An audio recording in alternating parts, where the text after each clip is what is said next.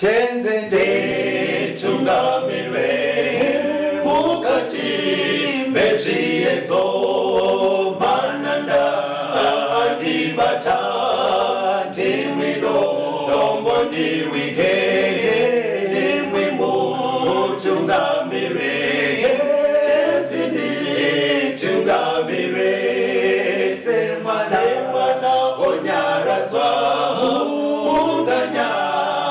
zenyanza mananda anomunzwa kana matinyarara emwete tenzi wenyanza tenzinde tungamire apo ndasvika nyanza mananda ondishisa andichienda zororo mira kune mwinga andinzwe imwi moti tinokutumira.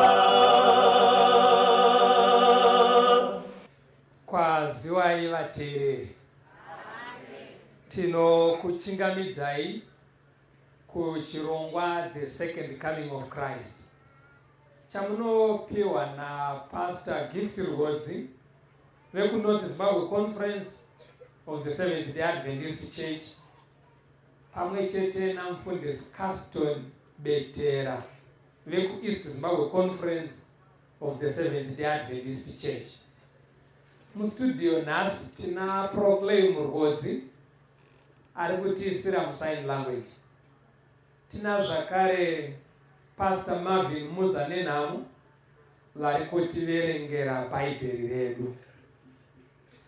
Pahurukuro yatinayo nhasi ine musoro wenyaya unoti Uza akafirei. Uza akafirei. Regai titange nekuverenga kuna Makoroniko okutanga 13 vhesi ya 5 kuenda pa10. Tiverengerei muranda wacho. Verse 5. Right. Zvino Dhavhidhi akaunganidza vaIsraeri vose kubva paSihori, irwo rukova rweIjipita, kusvikira panopinda paHamati, kuti atore areka yaMwari paKiriati Jemiri. Dhavhidhi akakwira iye navaIsraeri vose vakaenda Bhaara, ndiro Kiriati Jereri, raiva ravaJudha, kuzotorapo areka yaMwari iye Jehovha agere pamusoro pemakerubi panonamatwa zita rake. Vakatakura areka yaMwari pangoro itsva vakaibvisa paimba yaAbhinadhabhi. Uza naAhio vakafambisa ngoro. Dhavhidhi navaIsraeri vose vakatamba pamberi paMwari nesimba ravo rose, nenzwiyo nembira nemitengeranwa nengoma namakandira nehwamanda. Zvino wakati achisvika paburiro raKidhoni, Uza akatambanudza ruoko rwake kuti abate areka, nokuti nzombe dzakanga dzogumburwa. Kutsama kwaJehovha kukamukira Uza, akamuuraya nokuti wakatambanudza ruoko rwake kuti abate areka, akafirapo pamberi paMwari. Mambo David vakakurudzira vanhu kwaIsraeri, handei tinotora areka kwayakanga yagara for 20 years kuti iuye Jerusalemu. Saka vasvika ipapo vakati ngatitorei ngoro itsva isina kumboshandiswa, toisa areka imomo, tobopa mombe dzodhonza areka yoenda. Saka Uza ndiye aityaira mombe achitevera achifamba ari padivi pengoro. Saka kunonzi mombe dzakakanganisa kufamba, ngoro ndobva yarereka. Areka yanga iri mukati mengoro ndobva yada kudonha. Uza ndokumhanya kunogama areka neruoko rwake. Saka kunonzi hasha dzaMwari dzakamuka ipapo dzikarova Uza akabva afira ipapo. Ndosaka taisa musoro wenyaya wokuti Uza akafirei kubata areka. Areka chaimbova chii? Yaive nebasa rei? Kuna Exodus 25 verse ya 8. Exodus chapter 25 pa verse ya 8.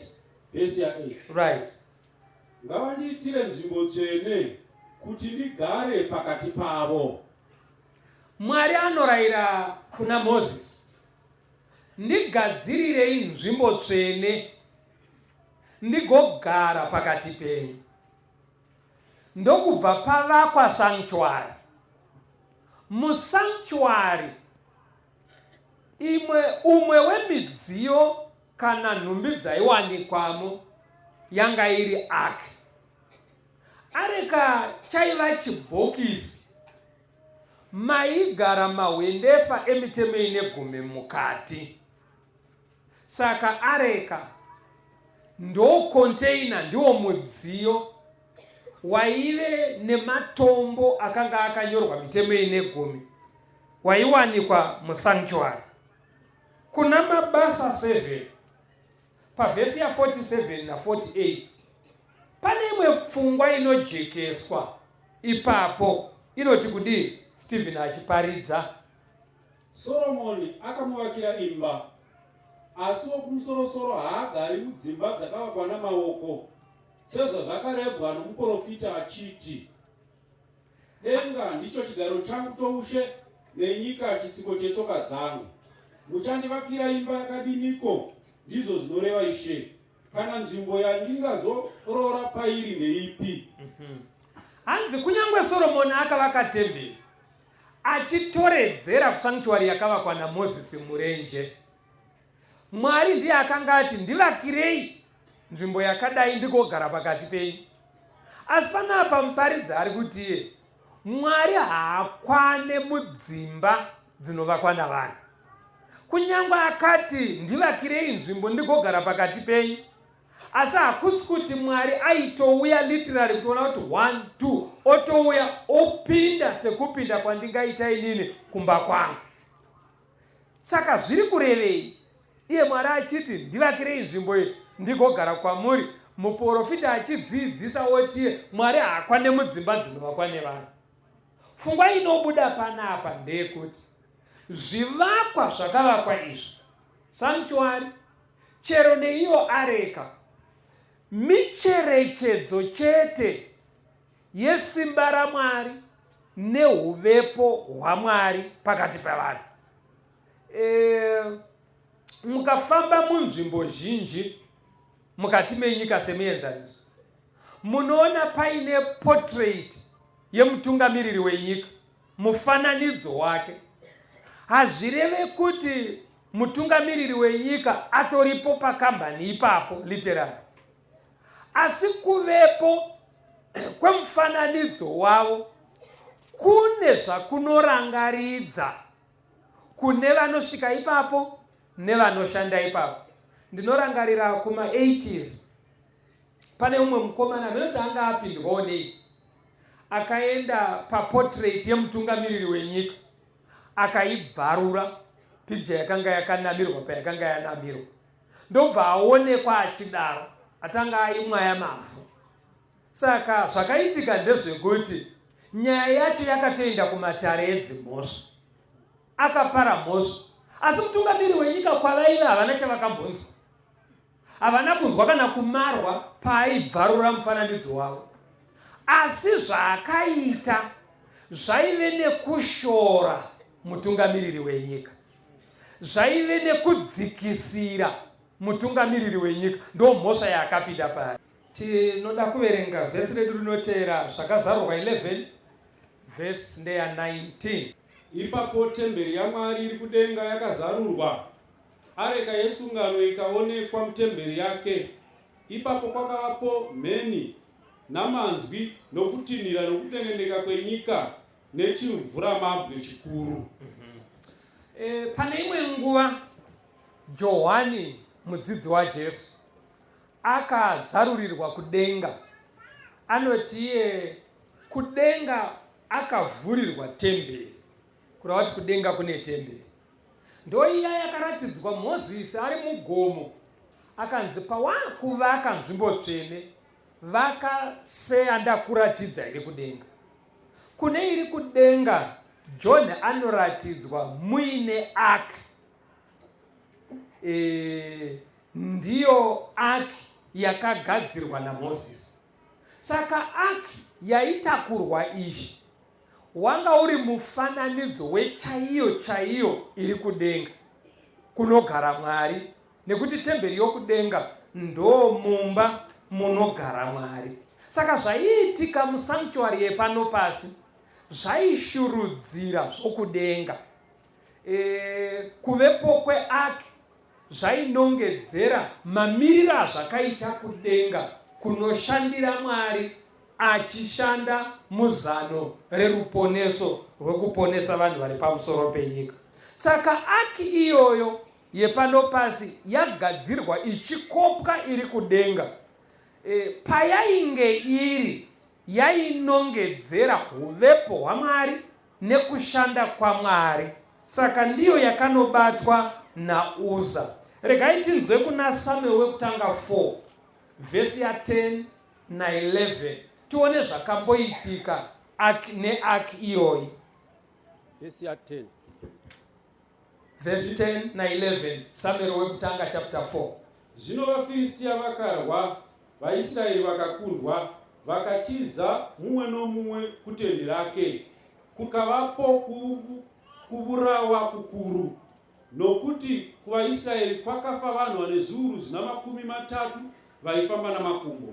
Areka yaMwari ikatorwa, uye vanakomana vaviri vaEri, Hofni naFinehasi vakavurawa. 12. Paitika hondo pakati pevaIsraeri nemaFilistines.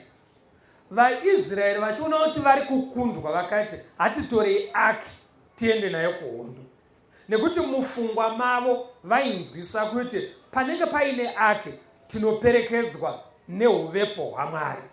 Vakakanganwa kuti apa nemisikanzwa yavakanga vaita Mwari anga aramwidza kufamba navo.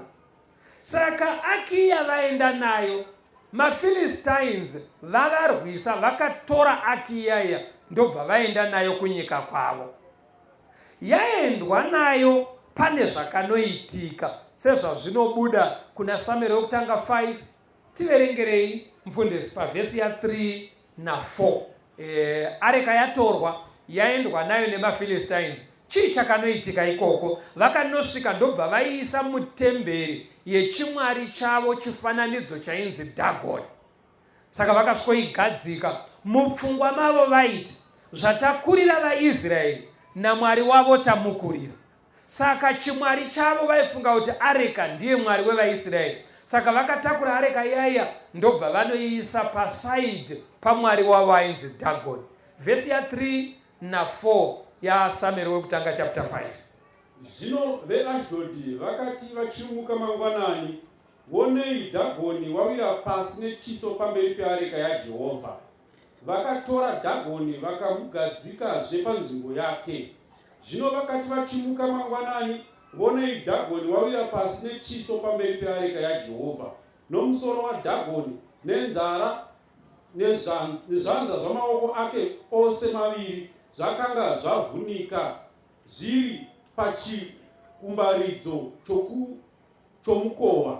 Dhagoni wakanga asarirwa nomuviri woga. Saka vanoisa areka. Zuva rekutanga vachimukira kunokirina mutemberi, vakaswana chifananidzo chavo chainzi Dhagoni chakawira pasi, chakatarisa nechiso pasi. Ndobva vasiya vachimutsa. Pasina munhu apinda muusiku. Mangwana acho ndobva vasvona Dhagoni akawira pasi, musoro wakadimbuka, maoko akadimbuka nemakumbo. Kwangosara chimutumbi bedzi. Ndobva vana zvinhu panapa hazvisina kumira zvakanaka. Right. Saka chii chavakaita? Ndobva vabvisa areka mutemberi muya. Ndobva yaenda pane imwe nzvimbo. Tiverengerei muchapter 5 iyo yaSamuel wekutanga vhesi ya 6 moverenga vhesi ya10 na11. Asi ruoko rwaJehovha rwakatambudza veAshdodi, akavaparadza nokuvarova namamota, ivo veAshdodi nenyika yavo. Verse 10. Naizvozvo ivo vakatumira areka yaMwari Ekroni. Zvino areka yaMwari yakati yasvika Ekroni, veEkroni vakachema kwazvo vakati, uyai neareka yaMwari waIsraeri kwatiri kuzotiuraya isu navanhu vedu. Naizvozvo vakatuma nhume kundounganidza madzishe ose avaFiristia vakati, tumai areka yaMwari waIsraeri ibve idzoserwe kunzvimbo yayo, kuti irege kutiuraya isu navanhu vedu, nokuti guta rose rakanga ravhunduswa nokuvhundusa kworufu. Ruoko rwaJehovha rwakavatambudza zvikuru ipapo. Saka chii chakaitika? Kwakaendeswa Ark, vamwe varume vemuguta imomo vakafa, vakasara vari vapenyu kumaFilistiainzo vakazara nemamota airwadza zvikuru. Ndobva vati ngaibve muno, yambobviswa mutemberi yaDhagoni yaenda mune rimwe guta paAshdodi, vati ngaibve muno kwayanzi iende kwacho kuEkroni. Vakaona yananga naikoko, vachibva vadedzera vakati, tapota musatumire Mwari wevaIsraeri kunoku, munotiurayisa. Saka areka kwese kwayaienda yaiteverwa nepresence dzaMwari wokudenga. Ndochipo chinhu chatinofanira kuti tinzwisise. Mwari akanozviratidza kuvaFiristia kuti hachisingori chibhokisi bedzi, plus bhokisi ramuri kuona iri rakasiyana nezvifananidzo zvenyu zvekuno. Pasina munhu aripo, Mwari wavo Dhagoni adimbuka. Vasiya Dhagoni kutemberi, akadimbuka, haana kuzonamatidzwazve. Kwayaenda varume vafa, vasara vari vapenyu, vazara nemamota, kusvika vanhu vaakuzeza kuti are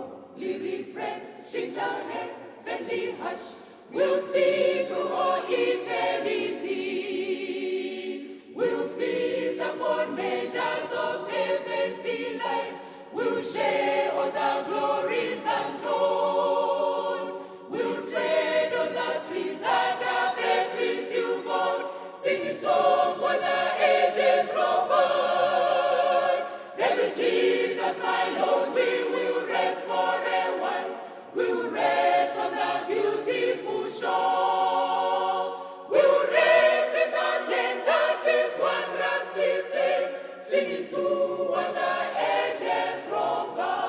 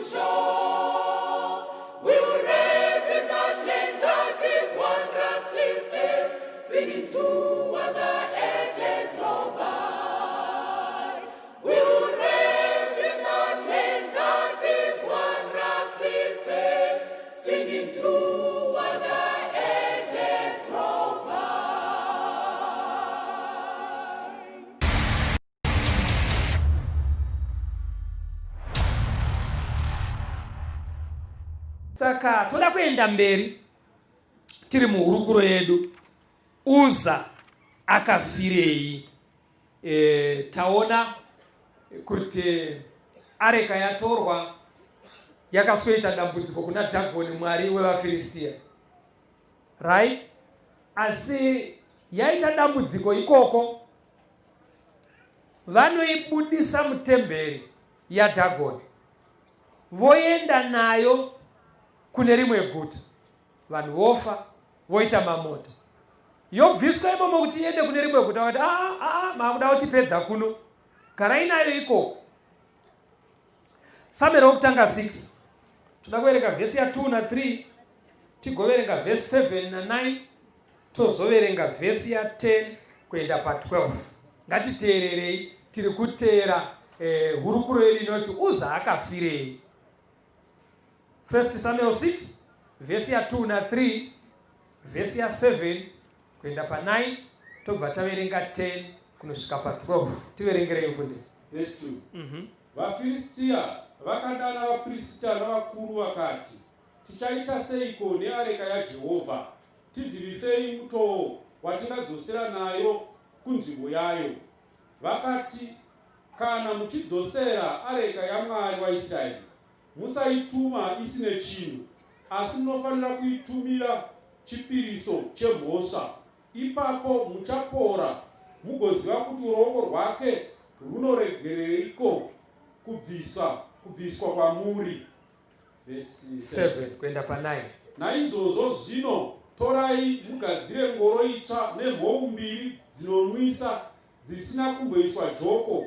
Musunge mhou pangoro, asi muraurire mhuru dzadzo kumusha. Zvino mutore areka yaJehovha mugoiisa pangoro nezvishongo zvendarama zvamunomuripira nazvo kuti chive chipiriso chemhosva. Muzviise mubhokisi parutivi rwayo, mugoituma iende. Zvinotarirai kana ikakwira nenzira yenyika yayo kuBheti Shemeshi, ndiye wakatiitira njodzi huru iyi. Asi kana isingadaro, tichaziva kuti harusi ruoko rwake rwakatirova, chinhu hacho chatiwira. 10 verengai kuenda Zvino pa12. varume vakaita saizvozvo, vakatora mhou mbiri dzakanga dzichinwisa, vakadzisunga pangoro, vakapfigira mhuru dzadzo kumusha. Vakaisa areka yaJehovha pamusoro pengoro, nebhokisi rakanga rina makonzo endarama nemifananidzo yamamota avo. Zvino mhou dzikarurama nenzira inoenda Bheti Shemeshi, dzikafamba nenzira huru, dzikaenda dzichingokuma, hadzina kutsaukira kurudyi kana kuruboshwe. Madzishe avaFiristia akadzitevera kusvikira kumuganhu weBheti Shemeshi. 18. Tinotenda. Now vaFiristia vaona nhamo, madzimamba akadedza n'anga dzoko navavuki voko, zvikanzi idzi dzanyaya dzezvemweya idzi, tiudzei toita sei. Ndobva zvanzi navavuki vavo, nyaya iri pano kai, Mwari wekuvaIsraeri zviri kuratidza kuti ndiye akutsamwirai. Ndosaka paita mamota uye paita outbreak yembeva, because kwakaita mbeva dzakadya zvinhu ikoko. Saka zvomotoita panapa, dzoserai chibhokisi chamakatora ichi chidzokere kwaIsraeri. Asi kuti chigashirikeka, mototumira nemuripo wokuripa mhosva dzenyu uri wegold. But gold racho harichangoendi riri gold nje, munotoriumba shepi yemamota amarohwa nawo. Rimwe racho moriumba shepi yemakonzo adya zvinhu kuno. Mozviisa gold racho muchibhokisi, moisa pasaidi peareka yematora. Asi kuti tione kuti ndimwari wevaIsraeri atirova zvedu here, munogadzira ngoro nyowani isina kumboshandiswa nemunhu. Mosunga mombe dzabereka kekutanga dzisina kumbobopwa, ndodzizomoisa pangoro, asi movharira mhuru dzadzo. Mombe kana ichangobereka haidi kusiyana nemwana wayo. Saka kana madzisunga hadzichatyairwi nemunhu, hadzitungamirirwe nemunhu, mangodzibopa morega dzofamba. Mukaona dzananga kwaIsraeri dzikaenda dzisina anotina, idzo mhuru makavharira, moziva kuti ndiMwari waIsraeri anga atikonzera madambudziko aya. Ndobva vagadzira ngoro nyowani, ndobva vaumba mamota egold nemakonzo egold, ndokwaisa pasaidi peark. Mombe ndobva dzabopwa, mhuru dzakavharirwa. Mombe ndobva dzatanga kukuma dzichienda kwaIsraeri. Vakafamba vaida kuona kuti shuwa here kunosvika pamuganhu, ndobva dzaenda, areka ikanogashirwa kwaIsraeri. Payakaenda pacho, kana mukazoverenga pavhesi ya21 mozonoverenga nemuchapter 7 verse 1 na 2 yaSamueri wekutanga, munonzwa kuti yakanogara ipapo for 20 years. Ndo kwakazorongwa manje nana David kuti handei tinotora areka. Pandima iya yataverenga iyaya yekuna makoroniko wekutanga 13 hatichaidzogorora, ndatamboiverenga kubva pavhesi ya5 kuenda pa10. Saka David ndokudana makurukota ake akati iwo handei tinotora areka. Havana kubvunza Mwari, vakangorangana ndobva vaenda. Chachisiri chinhu chakaipa kutora areka kuti iende mucapital city yekwaIsraeri panzvimbo payakanga yagadzirirwa. Ende pataverenga kuna First Chronicles chapter 13 tanzwa kuti areka payakaiswa mungoro, David navanhu vaitofamba vachiimba vachiteera ngoro. Ichi chaivo vaitoimba dzekurumbidza Mwari. Saka vana David wopataverenga hanzi vakati ngatigadzirei ngoro nyowani itsva isina kumboshandiswa. Ndoma vakaisa areka imomo, ndobva yaenda. Vari kuteedzera zvakaitwa nemaPhilistines zvekuisa ngoro nyowani. Yakufamba, Uza ari kuteera ari muzasi mengoro achityaira mombe, kune mumwe anga akatungamira. Saka mombe dzakaita sedzinobuda kunze kwenzira, ndobva ngoro yarereka. Areka yoda kudonha, ndo pakamhanya Uza. Sezvatingangoitawo kana ukatakura zvinhu nengoro, ngoro ikatsika dombo ikarereka yakuda kunodonha, unomhanya kunogama. Ndo zvakaita Uza. But Uza akabva arohwa akafira ipapo. Ndo saka musoro wenyaya wati Uza akafirei. Nawo mukaverenga muchapter 13 Uza afa, kunonzi David akatsamwira Mwari, achibva aita chiramwa akati ndingaende sei neareka, iye Mwari aita chinhu chakadai, Mwari aurayirei Uza. Ndobva aramwidza kuenda neareka iyaya, ndobva aisiya ipapo. Saka kana muchiverenga muchidzika, kunonzi areka yakazotorwa ikanochengetwa mumba memumwe murume ainzi Obedi Edomi. Ikagara 3 months iri mumba make. Kana muchiverenga kunonzi Mwari akakomborera Obedi Edomi neimba yake nezvese zvaaibata. Ripoti ichibva yaenda kuna David ikati Obedi Edomi waropafadzwa naMwari, imba yake yakomborerwa, nezvake zvese zvakomborerwa. David ndo pakabuda chiramwa chiya maari, akati ndikaisiya iriko zvikomborero zvinoramba zvichienda kuna Obedi Edomi. Ndobva ati handei tinotora areka. Mababata aona kuti zvikomborero zvateera kune areka, nekuti kune areka ikoko kunoshurudzira uvepo hwaMwari. Saka David achibva aenda. Handei pana makoroniko okutanga 15. Toda kuverenga vhesi ya2 na 3, tozoverenga vhesi ya11 kuenda pa15. Zvino Dhavhidhi akati, hakuna munhu unofanira kutakura areka yaMwari asi vaRevhi, nokuti ndivo vakatsaurwa naJehovha kutakura areka yaMwari nokumushumira nokusingaperi. Dhavhidhi akaunganidza vaIsraeri vose paJerusarema kuti vaise areka yaJehovha kunzvimbo yayo yaakanga aigadzirira. Verse 11 11. kwenda pa 15. Dhavhidhi akadana Zadhoki naAbhiatari vaprista navaRevhi vaiti Urieri naAsaya naJoeri naShemaya naErieri naAminadhabhi. Akati kwavari, ndimi vakuru vedzimba dzamadzibaba avaRevhi.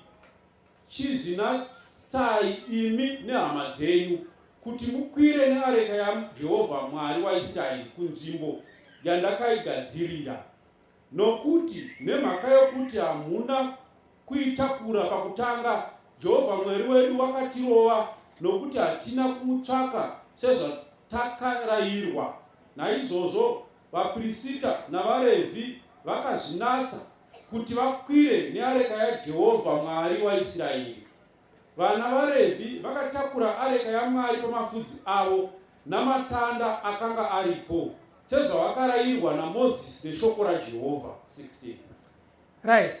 David ati areka ikaramba iri kumba kwaObhedhi-Edhomu ndokwakuenda zvikomborero, saka takuenda kunoitora.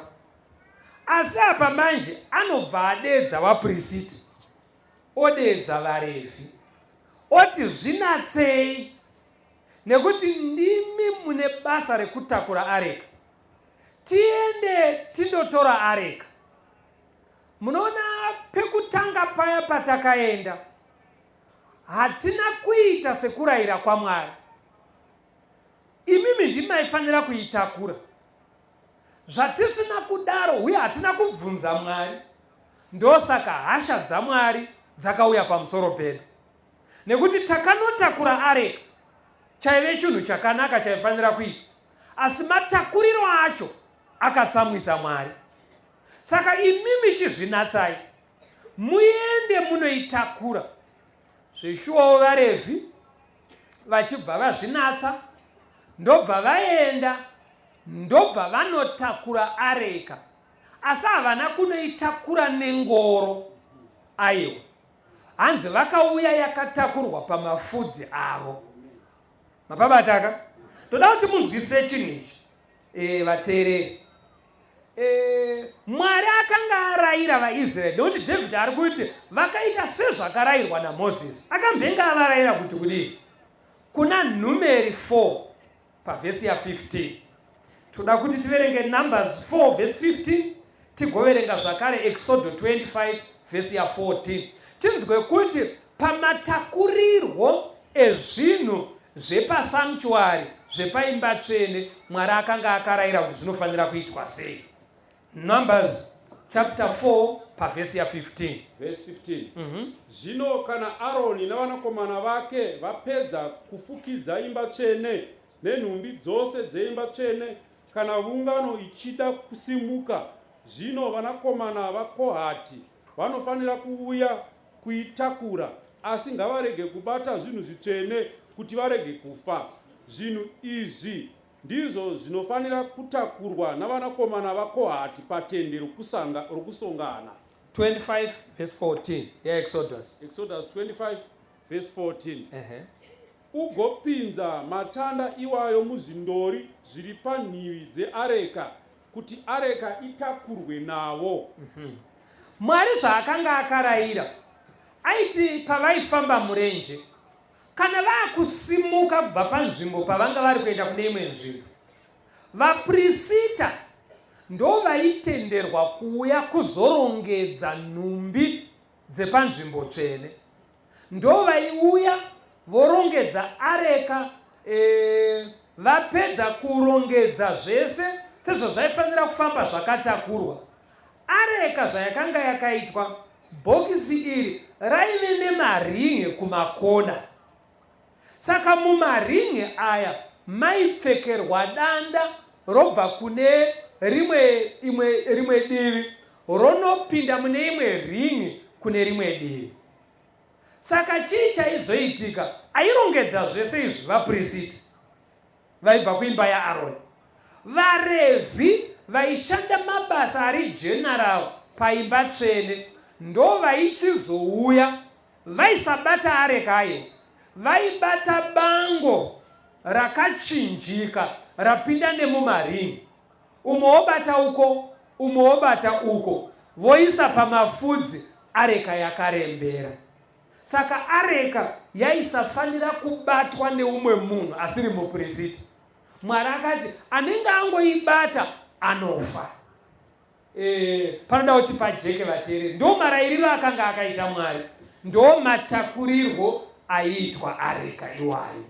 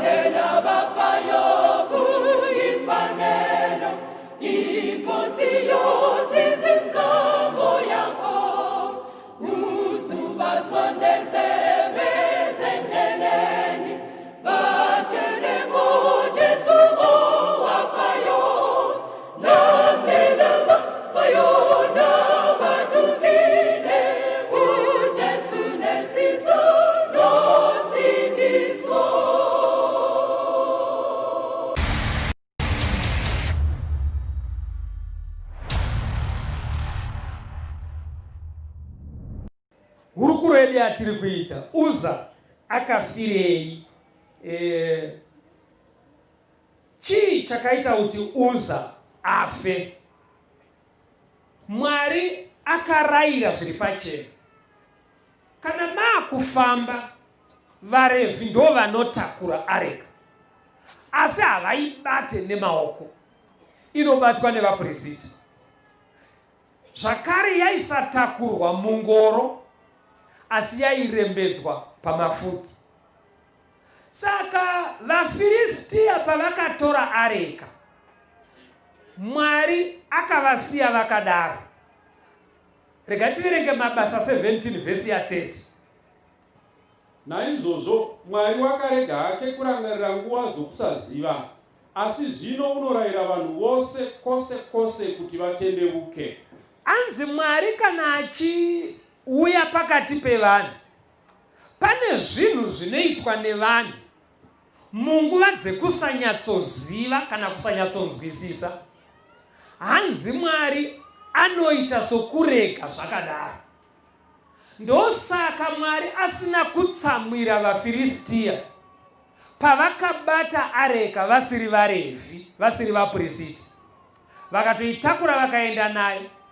Asi asvika kunyika yevaFiristia, akachinovaratidza kuti hachisingori chibhokisi bedzi chine matombo mukati.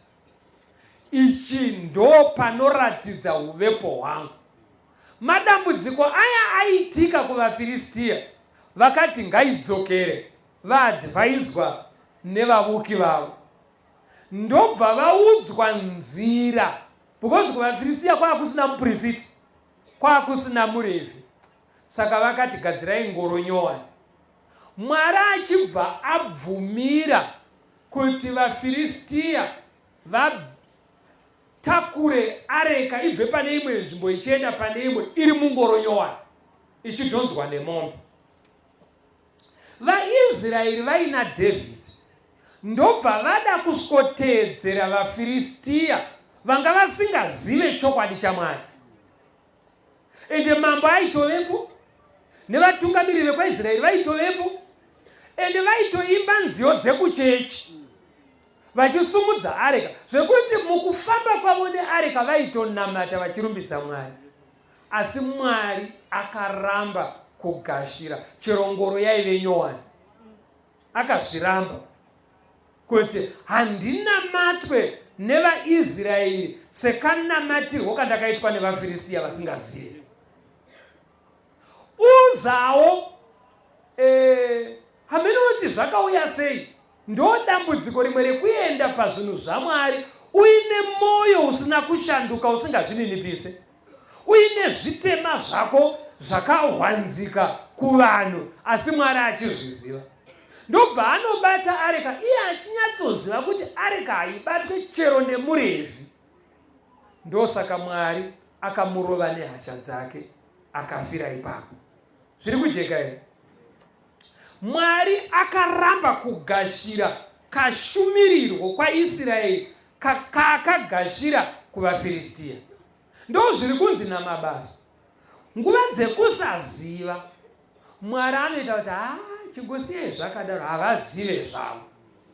Asi kana azoburitsa chokwadi chake pachena, anoda kuti vanhu vaite semabudiro azviri kuita. Mapabataka? Saka kune vanhu vairi vanogona kunamata Mwari zvakafanana, umwe wogashirwa Mwari achiti haana tsokuziva, asi umwe Mwari omurambira achiti uyu anoziva chokwadi, saka handigashire kanamatira ake. Vese vari kunamata exactly nenzira imwe chete. Saka imwe nyaya iri kubuda pachena vateereri ndeyekuti kune dzimwe hama dzedu vainamata sekanamatiro katinogona kunge tiri kuita, vakatosvika pakufa vachiita manamatiro iwayo, Mwari akasavapa mhosva. Asi iwewe neni, imimi nesu, kana tingasimuke toteedzera manamatiro iwayo, Mwari anogona kuramba kwaakashira. Chikonzero, chiedza chatasangana nacho chatizarukira kusvika paudzamu hwakaita sei. Tadzidza tikajekerwa kusvika pakaita sei. Izvozvo ndo zvinoverengwa naMwari. Saka Mwari anoverenga kajekeserwo kawakaitwa nemanamatiro anofanira kuitwa nezvauri kuzoita pakumunamata. Uri kuteedzera here zvinoenderana nechiedza chakasvika kwauri? Kana chiedza chakasvika woignowa sezvakaita vana David nana Uza, chero pachiimbwa nziyo dzekuchechi, chero pachitaurwa mashoko ekurumbidza Mwari, Mwari anogona kufuratira pakadai. Toda kuti muhurukuro yedu tisati taipendera tingotora muenzaniso, maybe one, wekamwe kanamatiro kari kusanganikwa nako pakati pevatendi nhasi. Hativerenge Exodus 20 vhesi ya8 kuenda pana 11. Rangarira zuva reSabata kuti urichengeteriwe dzvene, ubate mazuva matanhatu uite mabasa ako ose. Asi zuva rechinomwe iSabata raJehovha Mwari wako. Usatongobata mabasa naro iwe, kana mwanakomana wako, kana mwanasikana wako, kana muranda wako, kana murandakadzi wako, kana zvipfuwo zvako, kana mweni wako uri mukati mamasuo ako. Nokuti namazuva matanhatu Jehovha wakaita denga napasi negungwa nezvose zviri mukati mazvo, akazorora nezuva rechinomwe. Naizvozvo Jehovha wakaropafadza zuva reSabata akariita dzvene. Uyu murayiro wechi4 pama10 commandments unotaura pamusoro peSabata. Vhesi ya10 iri kuisa pachena kuti zuva rechinomwe pavhiki ndiro Sabata raMwari wekudenga. Ndiro zuva rinofanira kuzororwa nevatendi vachinamata Mwari. Kana tikaverenga kuna Numbers 23 inoti iro izuva rekuzorora kwazvo kwazvo vhesi ya3, riri zuva rekuungana kutsvene. Saka musi weSabata hatizorore takarara kumba, tinozorora takaungana tichinamata Mwari. Kuzorora kwacho kuita sei? Kurega mabasa edu anotiraramisa mukati menyika inoi asiri chitema. Saka zuva rechi7 hatifaniri kunoita zvatingaite pazuva rekutanga, rechi2, rechi3 kana rechi6. Tinoregera zvese izvozvo kunyangwe zvisina chitema mazviri. Nechikonzero chei? Toisa pfungwa dzedu neeneji yedu nesimba redu pakunamata nekurumbidza Mwari. Ndo zvinofanira kuitwa pazuva reSabata. Now, madzidziro atinoita Bhaibheri mumazuva anaya, kuna Mark chapter 15 pavhesi ya42, tiverengere mufundisi. Verse 42. Right. Zvino ava madeko, zvarakanga riri zuva rokugadzirira, ndokuti rinotangira Sabata. Musi wakafa Jesu, crucifixion day, musi weFriday, sekutenderana kunoita vatendi vazhinji, akafa iri Friday, zuva raakundonyura. Saka Bhaibheri riri kuti ava madeko emusi iwoyo waakafa, right? Zvarakanga riri zuva rekugadzirira ndiko kuti rinotangira Sabata. Muchirungu inoti iyo, it was preparation day, which means the day before the Sabbath. Saka musi weFriday wekuroverwa kwaJesu, Bhaibheri rinoti iro musi unosvika Sabata richiri kumberi. Saka kana tasvika paFriday, musaiko yevhiki, Sabata raMwari rinenge richiri kumberi. Handei pana Mark 16 pavhesi ya1 na2, tiende musi wakamuka Jesu, unotenderana vatendi kuti akamuka uri musi weSande mangwanani. Sabata yakati yapfuura, Maria Magdalene na Maria mai vaJakobi na Salome vakatenga zvinonhuhwira kuti vaende kuzomuzodza. Mangwanani nomusi wokutanga wevhiki vakaenda kubwiro zuva robuda. Saka musi wakamuka Jesu unotenderana vatendi vazhinji chero patinoita zororo reEaster, inotanga Good Friday. Good in the sense yekuti ndo patakafirwa zvitema zvedu naKristu. Kozoenda Easter Sunday, ndo pamunoona madzimai achiti tiri kumukira kurumuko. Musi wakamuka Jesu uri kunzi neBhaibheri Sabata yakanga yapfuura, musi wekutanga wevhiki. Kureva kuti Sunday painosvika pavhiki, Sunday inouya, Sabata raMwari radarika.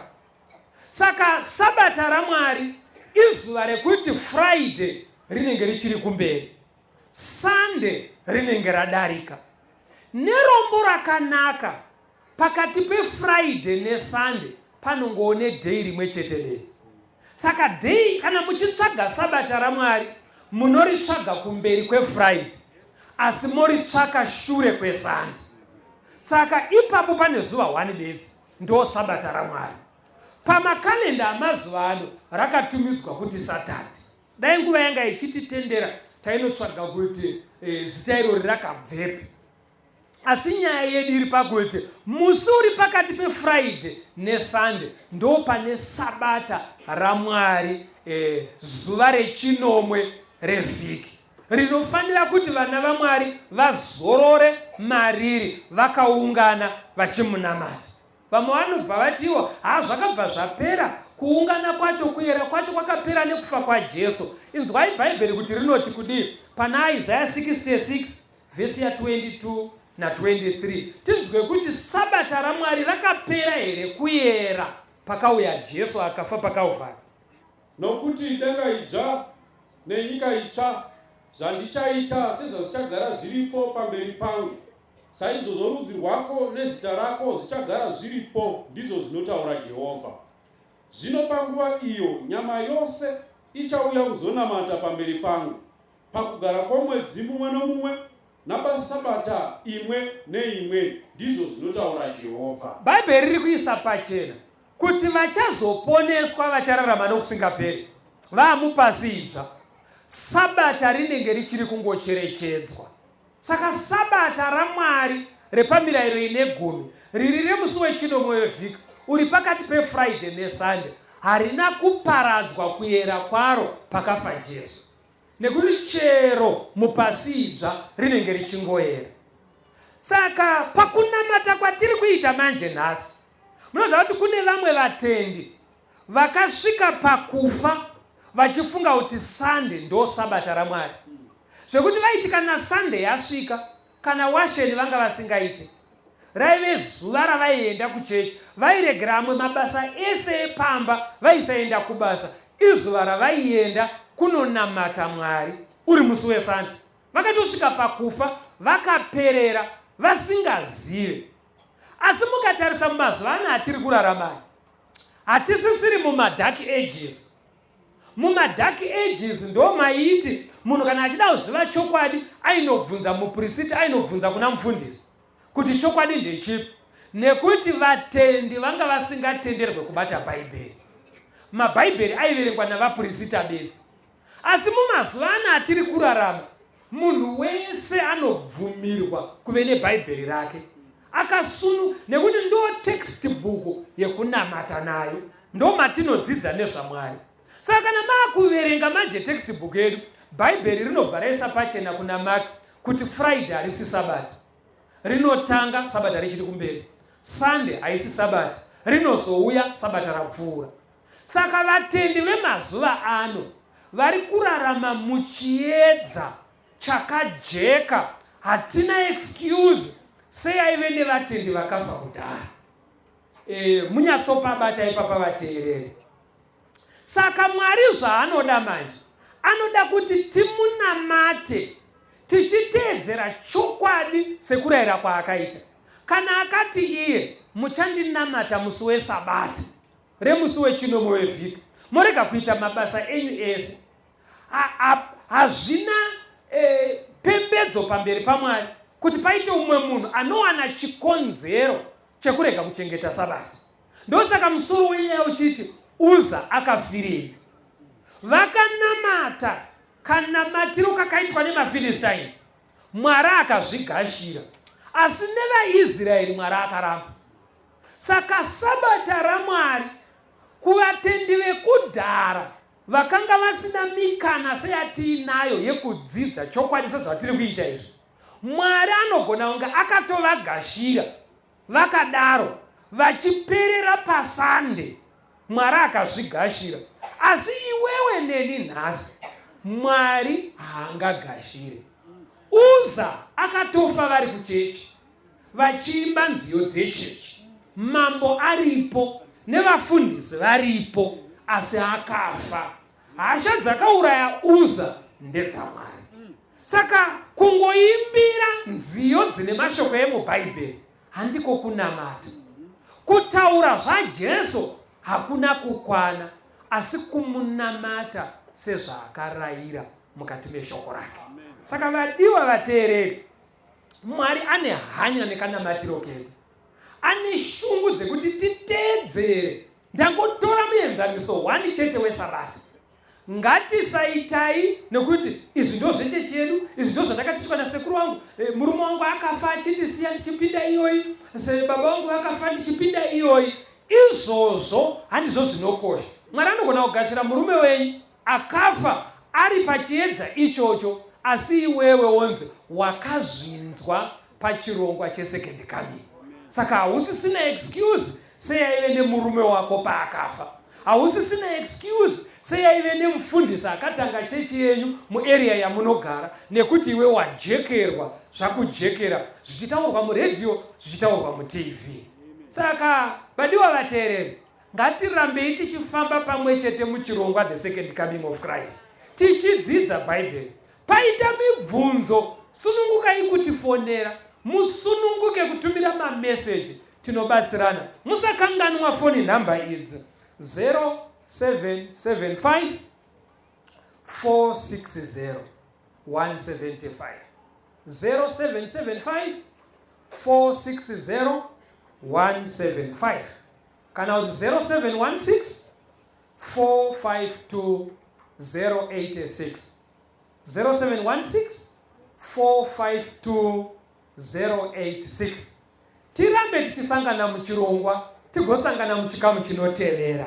Tenzende tungamirwe mukati mezviedzo mananda andibata ndimwino dombo ndiwigende ndimwimo tungamirwe tenzende tungamirwe semwana onyaradzwa zenyanza mananda anomunzwa kana matinyarara emwete tenzi wenyanza tenzini tungamire apo ndasvika nyanza mananda vondishisa andichienda zoro